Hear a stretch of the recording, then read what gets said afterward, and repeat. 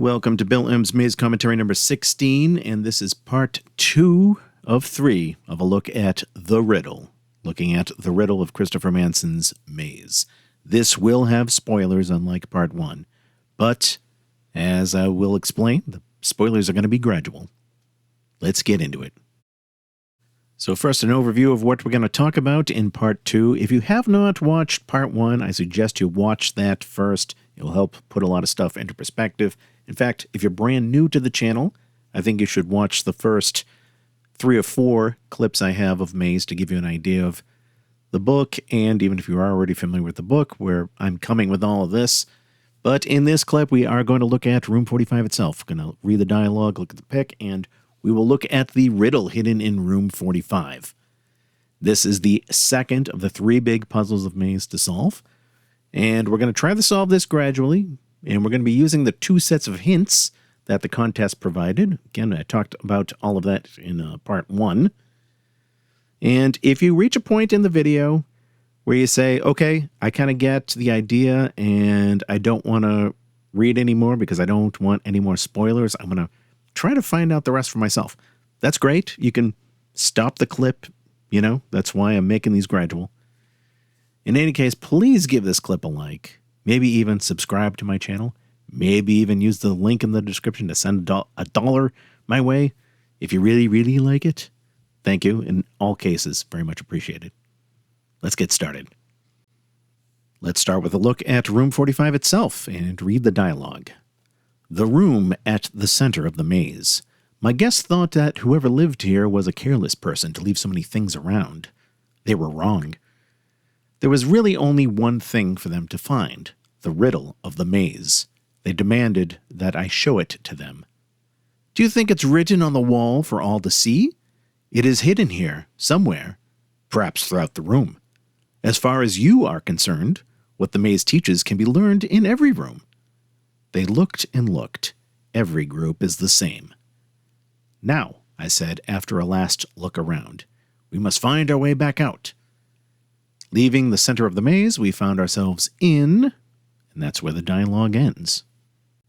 A couple of quick things I'll say before we go much further. So, within Room 45, there is, of course, one other problem to solve, and that is, how do you choose the best door to get out and make your way back to 1?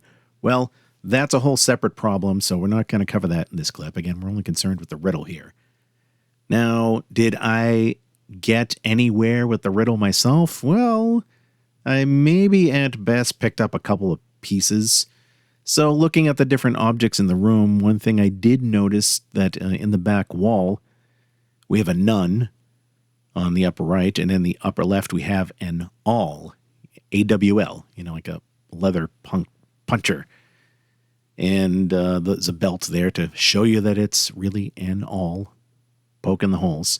So I figured, okay, awl and nun, those are obvious puns. There's a question mark picture, so I figured, okay, once I solve the whole riddle, that's the question mark that goes on the end, I guess. And in the middle, I see this fist with this spear, and it's shaking, and I realize shaking a spear, ooh, Shakespeare. I am Shakespeare. Okay, all, none, I am Shakespeare, a hat, a shoe. I don't really know what to make of this. So that was about as far as I really got on trying to solve the riddle on my own. As I said in part 1, the first round of the contest, nobody was able to solve the maze. Nobody wrote in with a correct solution, so they released a set of hints. This was the first set of hints that they released. 3 things should be thrown out. 3 things come in pairs. You'll find 2 people in the room. They must sit in 1 chair. Okay, that is about as clear as mud to me. Well, not surprisingly, as I mentioned in part 1, there were still no contest winners. But let's take a look at these clues. 3 things should be thrown out. Okay, so maybe 3 of the objects in the room are not part of the riddle. We're told 3 things come in pairs. Okay, so at least 6 objects in the room come in pairs. I do see some things that seem to be in a pair, like the shoe and the horseshoe seem close together, and the all and the none. Well, maybe they make a pair. There's a reference to two people. I was like, well, Shakespeare must be one of the people. I guess there's another person. And they must sit in one chair. I have no idea what that is. Well, we'll revisit these first hints later. As I said, nobody could get the correct answer, so the publishers released a second set of hints. These were the second set of hints. You were told each of the additional clues below applies to one word of the riddle to be found in room 45 of Maze. Hint number 1. I'll tip my hat if the two of you can solve this. Number 2. You can get into these two shoes only if you don't go anywhere. 3. You will find two names on the table and they go together like donut and hole. 4. You must choose between two pictures. 5. There are no two ways you can read this sign. And finally, number 6. You can see that another two pictures demonstrate their own kind of symmetry. So, that was the second set of hints that were released by the publisher when nobody could correctly guess the riddle. Okay, so what can we learn so far? Well, the second set of rules tells us that the riddle is made up of 6 words. We are given 6 clues, and we're told that each clue gives you one of the words that is hidden in room 45 and makes up the riddle. And although we were not told this, it turns out that the 6 hints for the 6 words are in order. So the way that the riddle is worded, it is a 6-word riddle, and in that order of the clues gives you the order of the words. Now, I already know what the 6 words are because gave up eventually, took a look at it. So let's look at both sets of clues, the first set and the second set, to try to best see how the author would have expected a reader to solve it. Though, like I said in part 1, it's not something I would have gotten in a million years. But again, we're trying to learn the nature of Manson's clues. That's what I'm trying to go after here. Before I come out and just tell you the first word, let's think about this for a second. It is a riddle, and riddles are usually in the form of a question. So maybe the first word of the riddle is a word like who, what, where, when, why, or how. When is a door not a door when it is ajar? Remember that riddle I gave in part 1. Well, what is the clue that was given for the first word? The clue was, I'll tip my hat if the two of you can solve this. Tip my hat. Well, one of the objects in the room is a picture of a tipped hat. And if we look on the other side, there's also a W in the other corner.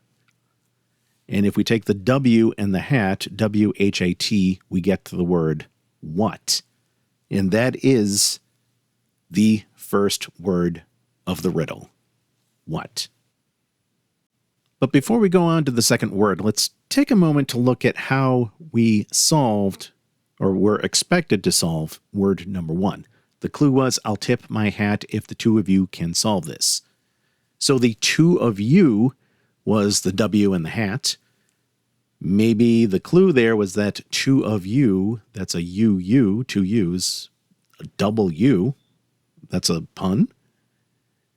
So this should all give you some idea of how the words are formed. So Manson uses puns, he uses letter combinations, and so on. And remember, if we go back to the first set of hints, we were told 3 things come in pairs, 3 things are thrown out.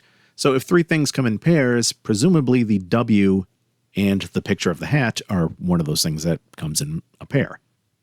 Let us move on to word number 2 of the riddle. The clue was, you can get into these 2 shoes only if you don't go anywhere.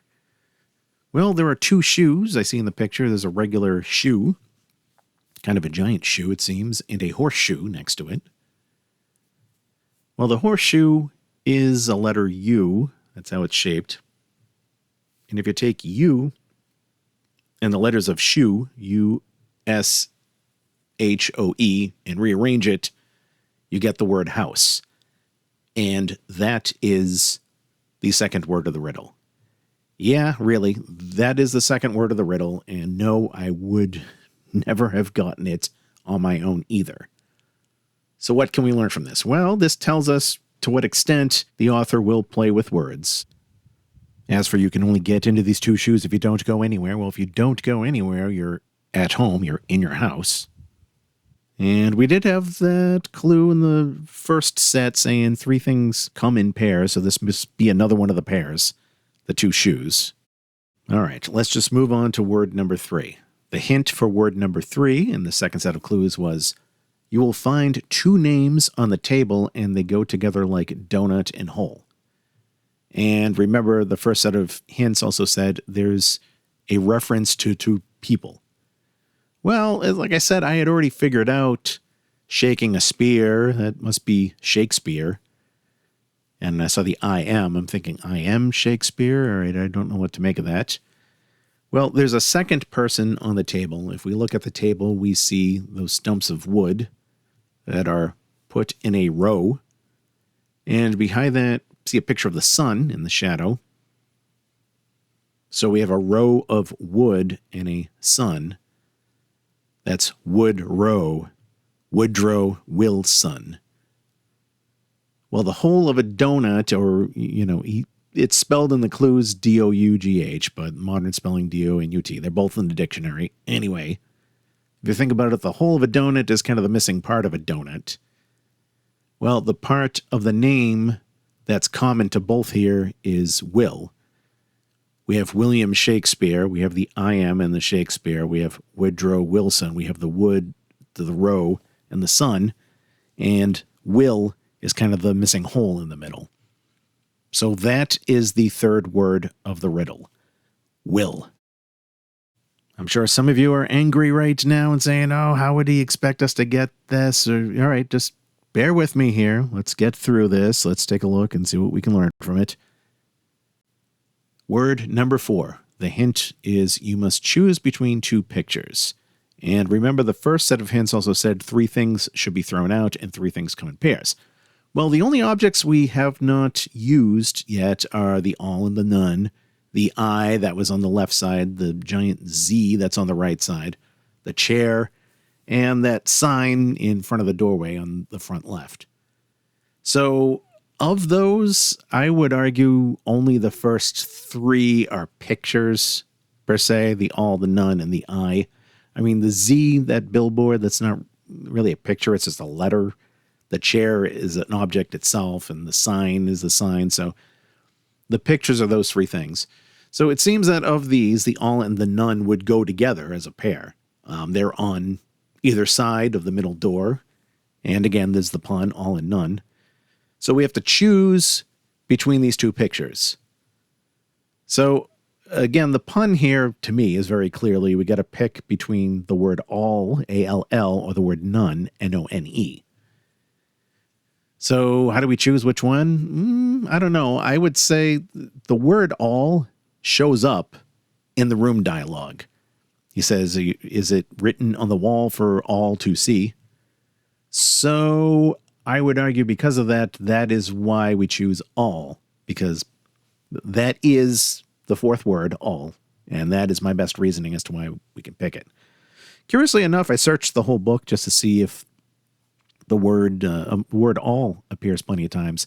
Interestingly enough, the word none, N-O-N-E, only appears once in the entire book in room 39.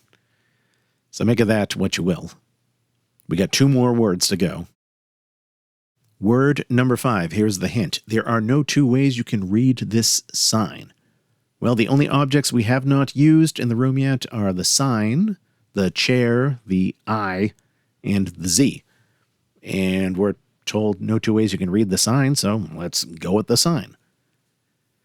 And there are indeed multiple ways you could read this sign by unscrambling the figures. I mean, it looks like a 73, so, maybe it's the number 73, and that looks like a VI or an IV, depending on how you want to flip it and look at it. Those could be Roman numerals. Is it 73, 37, the Roman numeral 6, Roman numeral 4? Or do we take these as just letters? So if we flip it around upside down, we get the letters E, L, V, and I. Well, there's several different words you could make from that. Live, evil, veil, vile. Well, if we look at the dialogue, we say whoever lived here must have been careless. So since that word, live, even though it's within the word lived, shows up in the dialogue and the other three variations don't, I am guessing that is why we should pick live as the meaning of that sign. That is my reasoning, but in any case, that is the fifth word of the riddle, live. And now for the last word of the riddle. The hint given in the second set of hints was you can see that another two pictures demonstrate their own kind of symmetry. Well, at this point, it must be the I and the Z placard across the room. They're, across the room from each other. So an I and a Z, I'm thinking eyes. Phonetically, it's the same as EYES, or maybe it's the other way around. Z-I, Xi, like the Greek letter, Xi. Well, it turns out the last word of the riddle is in. So presumably, how the author expected us to get that was the I, EYE, is just the letter I. And what appears to be a Z is really a sideways N. You put them together, I and N, you get in, the last word. Now, is this how Manson expected readers to solve it? Is there some other word play symmetry? Maybe I is an I, yes, AYE, and no makes an IN. Who knows? But that is my best guess for it. And in any case, that is the riddle.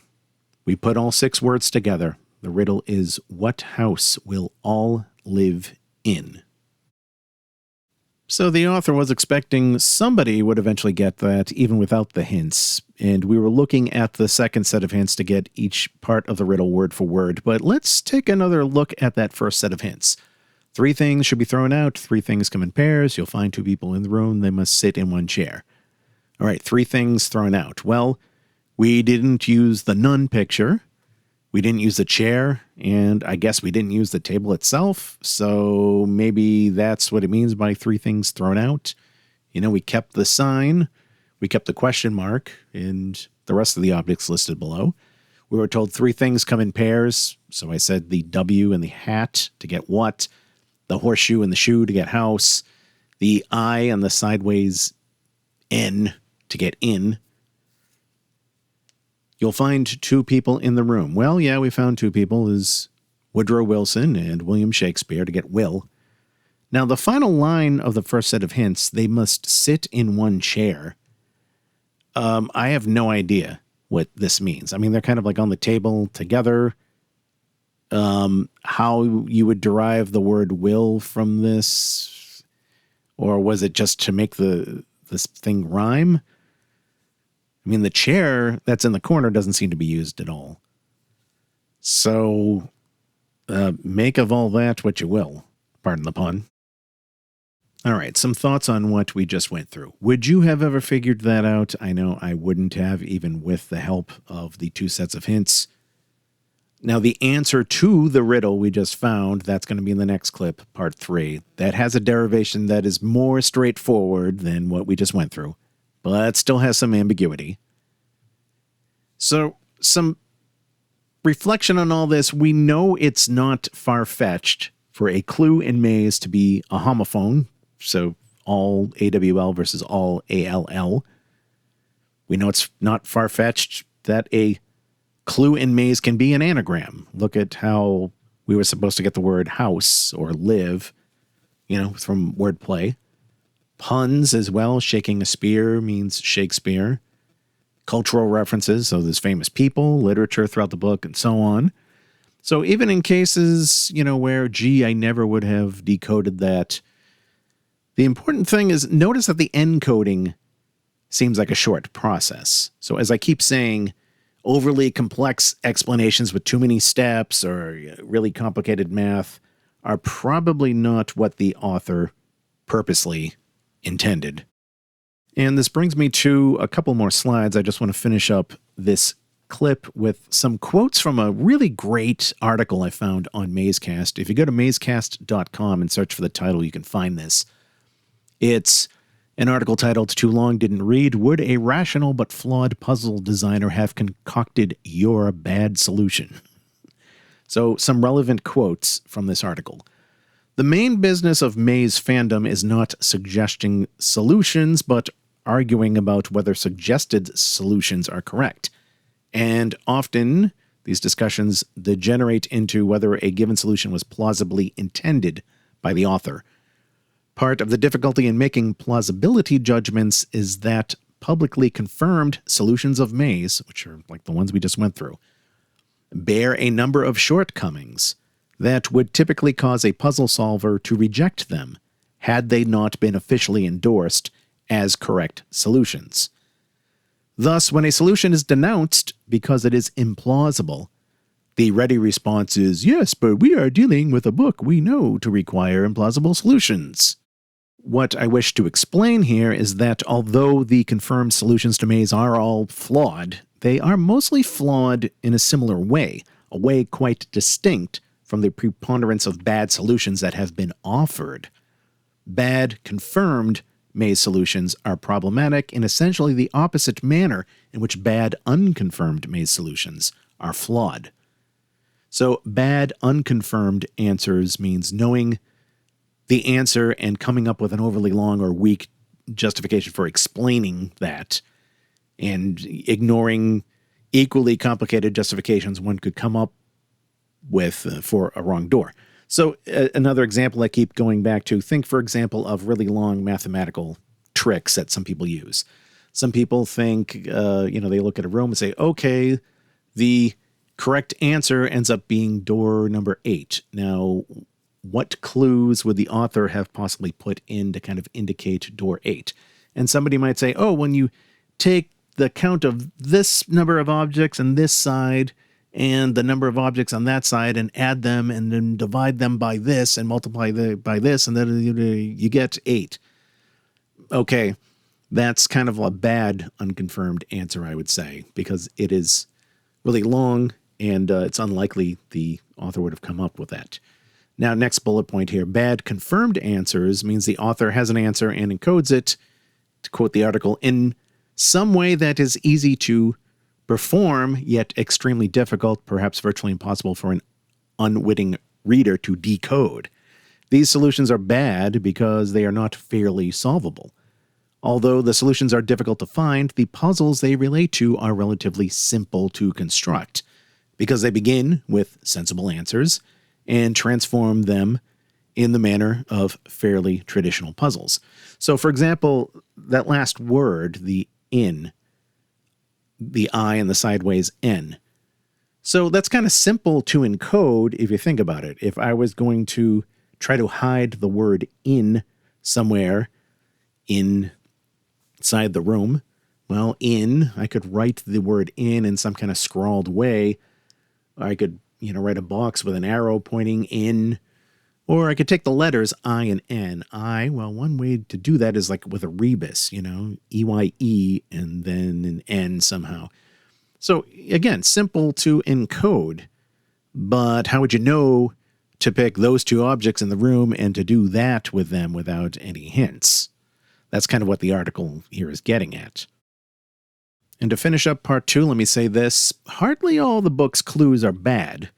There are a lot, that are bad like that. The I and the Z, okay, that seems pretty bad, as well as like the U and the shoe and rearranging the letters.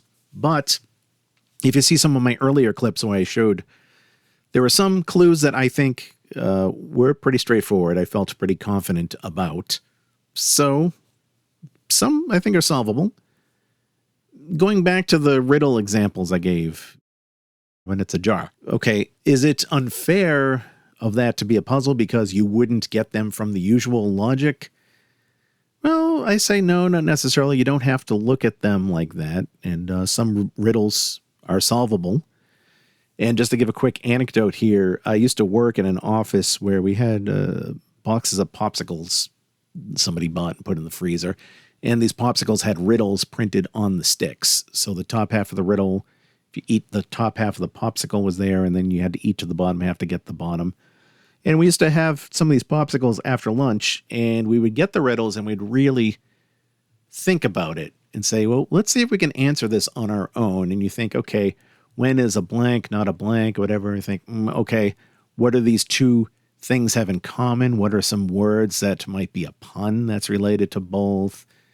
And sometimes we were able to figure them out. So some riddles by themselves, I don't think are always impossible to solve. So in closing, here are some suggestions on what you can ask yourself as you look for clues in a given room in maze. Is this clue that I'm seeing something that the author could have conceivably done to get the same answer? You know, again, if it's like a really complicated math answer, that's probably not something the author intended. And likewise, could I take the same reasoning I had and apply it to a different door? So if you say, okay, well, there's an arrow pointing to this door, and that's a correct answer, so that must be the clue. But maybe if you look around the room and say, well, there's also another arrow that's pointing to this other door, so maybe it has nothing to do with the arrows pointing. So that's more of a general look, and that's probably a whole other clip I'll try exploring sometime. So that is the end of part 2. In part 3, we are going to look at the answer to the riddle. Thank you for watching. Bye.